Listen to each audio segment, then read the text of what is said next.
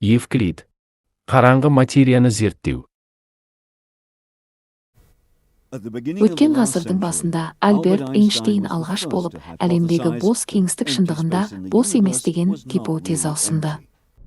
100 жыл өтсе де, бұл бос кеңістіктің табиғаты әлі белгісіз. Бірақ Планк ғарыштық обсерваториясы миссиясының нәтижелері арқасында ғалымдар қараңғы материяның бар екеніне келісті.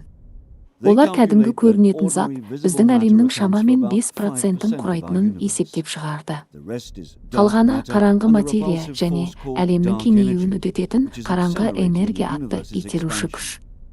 Қараңғы материя мен қараңғы энергия жайлы білетініміз аз, бірақ жақында жағдай өзгеруі мүмкін. Еуропа ғарыш агенттігі әлемнің жасырын жағына үңілетін жаңа Евклид ғарыштық телескопын құрастыруда. Мен Евклидпен жұмыс жасаймын. Бұл әлем картасын салатын миссия. Ол үшін біз өте дәл телескоп жасадық.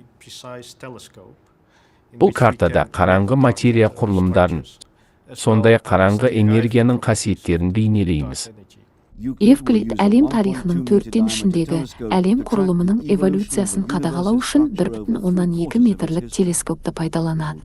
Осы мақсатта ол 100-ден мың анық кескіндер алуы керек. Аспанға қарап, сурет түсіргенде бәрін тоқтатып қоямыз. Реактивті қозғағыштарды да өшіреміз. Сөйтіп, аппараттың ығысуын түзеудің жалғыз тәсілі суық газ қолдану. Өйткені суық газ бізге қажет айқын кескін алуға еш кедергі келтірмей. Ұшы қиырсыз әлемге көз тіккен Евклид алған нәтижелерді атом ішіндегі титімдей дүниені зерттеу мен ұштастыру біздің түсінігімізде төңкеріс жасауы мүмкін. Женевада ЦЕРН дүниедегі ең үлкен бөлшектер үдеткішін кезінде Хиггс бозонын ашқан үлкен адрон коллайдерін қайта іске қоспақшы. Машина қайта қосылысымен, алғашқы күндері не алғашқы апталарда жаңалық ашамыз деп үміттенемін. Үлкен адрон коллайдері жетілдіріліп, қуаты артты және алғаш рет толық қуатымен жұмыс істемек.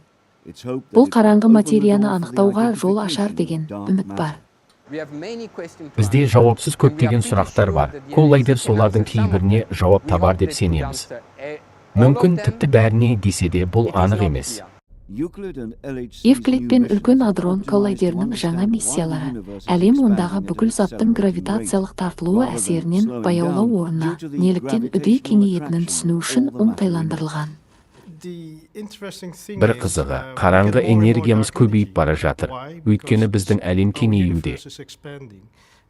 Және әлем кеңейген сайын әлемдегі қараңғы энергия арта береді. Енді кәдімгі материя. Қараңғы материя мен қалыпты материя көбеймейді, олар сұйылуда. Сонымен қалыпты материямен салыстырғандағы қараңғы энергияның үлесі әлем кеңейген сайын уақыт өте артып келеді. Біздің әлемнің көлемі артады, кеңістік кеңейіп, қараңғы энергияда көбейе береді. Ғалымдар ғарышта болсын, жерде болсын, тылсымға қадам басуға дайын. Әлемнің болашағын түсіну үшін өте маңызды тылсым.